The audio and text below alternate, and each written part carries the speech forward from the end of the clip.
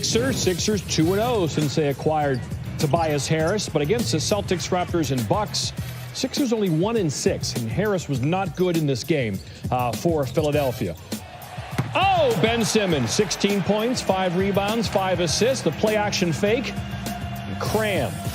Philly leads by 3. Very next possession. This was rookie year Jason Tatum stuff. Really solid. Swerves the word, spins the verb, no diggity, no doubt. I like the way you work it. Again, 20 points, 10 rebounds. Kyrie Irving again, sprained knee, not available for these Celtics. Called out by teammates at the bench. Isn't excited enough. They were there. All right, fourth quarter. Good game. 2-point Celtic lead. Joel Embiid and 1. Likes it. Just 9 of 22 from the floor, however. 2 of 8 shooting threes. Al Horford really outplayed him in this game. Embiid doesn't get the call there. Horford was 9 of 16 from the floor. James Harden gets that call, but Embiid didn't get that call. What about it? Nobody for his suck. Check, please. All right, Marcus Smart, 0 of 8 shooting threes. Yeah, shoot it too. He just kept chucking them up, and he kept missing. But he dunks there, and the Celtics lead by 4. Sixers would run out of time. Don't get a shot off here. Gordon Hayward was the difference in this game, not pictured. Right there defending on Jimmy Butler. He had 26 points on 6 of 7 threes. Celtics shot 45% from 3. We did catch Hayward on the mic. That was a big win for our team. Really important win for us. Like you said, last 2 games had huge leads, dropped them both.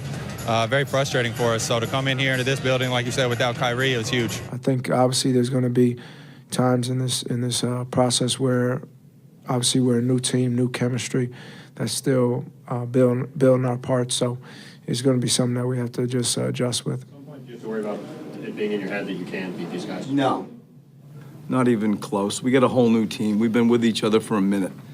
You know, it's like I don't even think like that at all. I'm excited to play these guys. Yeah, Celtics have now won 17 of 19 against Philadelphia. And also, they're having a problem beating good teams, which, of course, you see in the postseason. They're now 1-7 against the Bucks, Raptors, and Celtics. The only East teams with worse records, the Bulls 0-7, Cavs 0-8, and Hawks 0-8.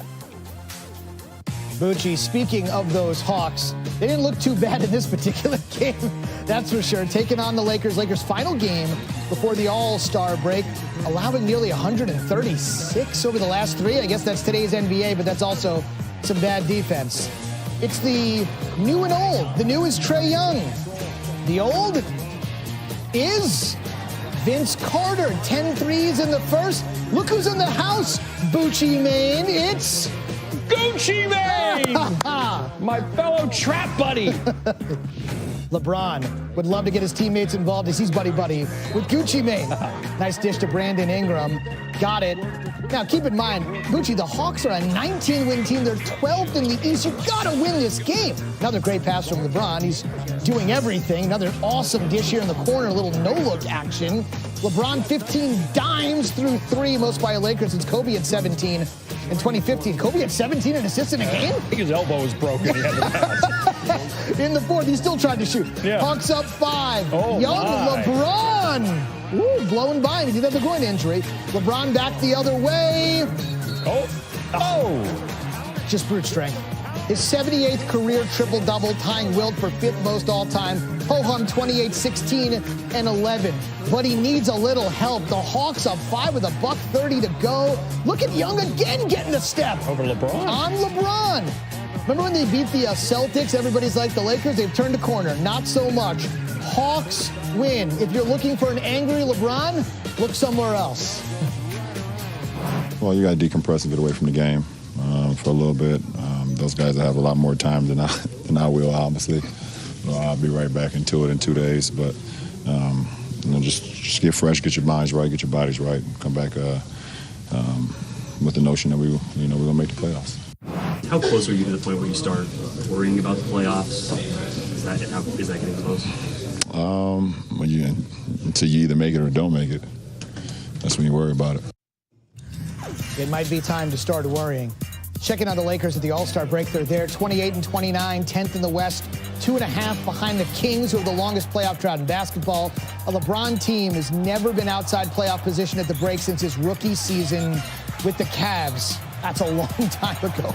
We should mention the Lakers have played 18 of those 57 without James. They went 6-12. But here's the thing, Bucci. If they just split those 18, they'd be 4th in the West, and nobody would be worried. Also, poor defense since the return. They just have given up buckets after buckets. As we mentioned, our Dave McMenamin saw the latest disaster in person. It was another lackluster loss for the Lakers and seemingly a season full of them as they limped into the All-Star break with another tough one. Luke Walton told me that his message to his guys as they head off to the All-Star break is, even though you have family obligations and business obligations, make sure you spend some quiet time alone pondering what exactly you can bring to this group to help them achieve something special in terms of the playoff run down the stretch. Rajon Rondo said he's not too concerned. He thinks they'll get things right. But I had another player tell me in the locker room when I told him, hey, this is a bad loss. This is a bad way to go into the break. He said, yeah, and look around this locker room. You think we care enough? If indeed that is true of this entire group, if they don't care enough, if there isn't enough concern and pride, things could get worse and not better after the break. How about those words? Tim Legler might need to get the Bunsen burner out of the lab to burn the Lakers tape. Before he does, he'll break down the Lakers' latest breakdown. That's on the way in just a bit. Humming 15-1 in their last 16, entering this one against the Jazz. There's Clay, and we have an injured finger with some dicey video. Careful, oh boy. When the finger points in a different direction, watch it right here. He gets tied up with Donovan Mitchell. Ooh. There you go. Sprained his finger, goes to the log, gets taped up. So 28 minutes later, he comes into the game, and is it good enough to dunk? Well, softly on the right hand. You see the tape was on the other hand. Clay was 9 of 14. See, to start the game, very cold Golden State. At this point, they are leading by 1. There's Steph. Got that one to go. 5 of 14, so not a great shooting night for Steph. People's Sports Center shooting percentage always higher than the actual shooting percentage in the game. Usually it's like 100 on Sports Center, but again, he was actually 5 of 14. Andre Iguodala. Iggy looking good off the bench with 13. He missed only 1 shot, made all 3 of his threes. His percentage was 100% in the actual game. Donovan Mitchell, how about a 40-point third quarter for Utah? 40 points in the third, and they led going into the fourth. They hit all kinds of shots, including Donovan Mitchell. But then in the fourth quarter, here come the Warriors. There's Clay, injured finger and all, puts it up and in. Again, Clay very efficient, 22 points on 9 of 14 shooting. He made 3 of 5 from three-point land. There's Steph. Get him when you need him. 24 points in the end. And again, Durant, not pictured, very solid. 11 of 19 from the floor, 28 points. But Steph, it's good to be Steph. Young family and shooting threes. Here's your Hyundai highlight, talking about the Lakers and Luke Walton. Defending the 3 in the first quarter against Atlanta on Tuesday. There's John Collins hitting a 3, and he would make both of his that he took in the game, both in the first quarter. Torian Prince in the corner. He was 4 of 9 shooting threes. He likes to shoot them. There's Alex Len. He was good. He was 3 of 4. Trae Young only 3 of 9, but Young had a very good game. We mentioned Len was 3 of 4. That's a free throw in the corner. That's the shortest three-point shot you could have, that one in the corner. There's Young again stepping up. Vince Carter was 2 of 3 shooting threes in the game. This is all in the first quarter. Now, the Lakers are also scoring points. This is a high-scoring game. Right. Len and then Carter again. It was 38-32 Hawks after 1. The Lakers allowed 10 three-pointers, the most they allow in a quarter in franchise history. The Hawks would win the game. No better place than to put the Lakers into the lab tonight, because I think there's some psychological testing that this team is going through right now, and they're failing in a big way. So what's the fallout when you have 5 guys involved in trade talks and it doesn't happen? You have a team that's not committed to the cause, committed to the little things that win games, and committed to the Lakers, to be honest with you right now. And I'll give you an example of what I'm talking about. These are winning plays. Now here, Lakers still have an opportunity to win this game. As this shot goes up, stop it right here. Now, here's the ball. It's up on the rim. This is a 5-point game. You take a look down here. Lakers, great position, 3 guys on the inside. Now, what do good teams do in this situation when you're desperate to come up with a loose ball? Well, typically, the 2 guys out here in the perimeter should be leaking in and kicking a long rebound. But you're going to take a look and see what actually Brandon Ingram does. He starts releasing up the floor. Kyle Kuzma sort of half-hearts this effort right here. And when this long rebound comes down, the only hawk in the lane, John Collins, is the guy that beats everybody to it. It's winning time in this game, and this is what it leads to. If you don't do the little things, it seems like chaos finds you defensively. Hawks get a layup at a critical time of the game. Now, this one I put in because I thought it was interesting to take a look at LeBron's body language on this, and this is where this team is right now mentally. He's thinking maybe get a screen, probably want to get down to the post and operate out of there. And again, it is a 7-point game, more than enough time. Rondo comes off, pretty questionable shot selection here, but I'm more concerned about this. After the Hawks get the ball, take a look at the body language of LeBron James.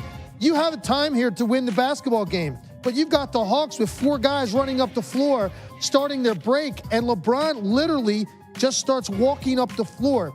This is not a team that's connected to each other right now. Stop it here one more time. 5-point game, minute 30. Plenty of time to win the basketball game. This is a simple ball screen, and I don't know what the Lakers are doing here, but you got 2 defenders that don't communicate. If this is a switch, then LeBron should be out here defensively. Look how flat he is. Trae Young's eyes light up. He just goes right down Broadway here, all the way to the rim. And, oh, by the way, the 2 weak side defenders don't even make an effort to come protect LeBron, who's flat-footed. Trae Young beats him off the dribble, gets an and one at a critical time in the game. I was down at Wells Fargo on Sunday. I saw the really abhorrent effort that the Lakers put forward in that game against the Sixers, giving up 143. This team is checked out a little bit mentally right now. I think it's going to be a real difficult task to make the playoffs.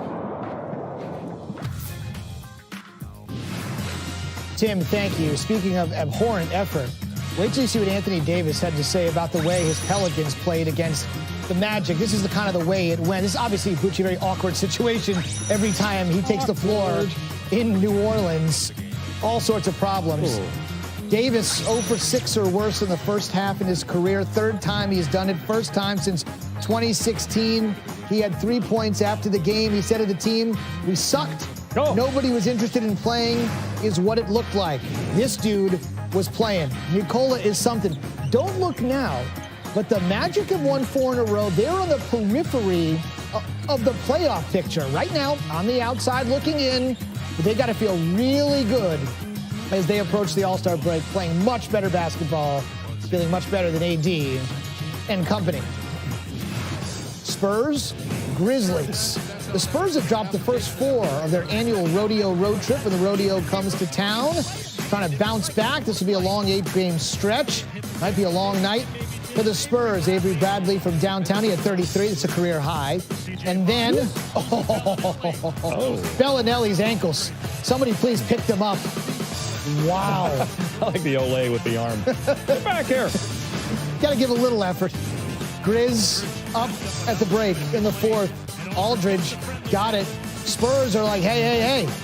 We want to maybe try to snap this losing streak. Yeah, that'll do it. Aldridge, beautiful. And then Jaren Jackson Jr. is at a really nice year. Young kid. Oh. To the rack. You should have shot it. Yeah, fouled by Aldridge there. You're right, because now the Rook's got to go to the line. He could hit that 3, too. That could have won the game. And now he's got to hit both, Bucci. Oh, yeah, well, you're right. He should have shot it right there. Aldridge at 22. Spurs. Skid is over. Wednesday doubleheader. Can Harden keep it going? The streak is 30 for 30. He'll look to get it to 31 games at 30 or more against Cat and the Wolves. And then we're off to the Rose City where the Warriors will be a little short-handed. No Boogie Cousins, no Sean Livingston, just resting, obviously, right? The All-Star break upon us. Give him an extra day against Lillard and the Blazers Wednesday on ESPN.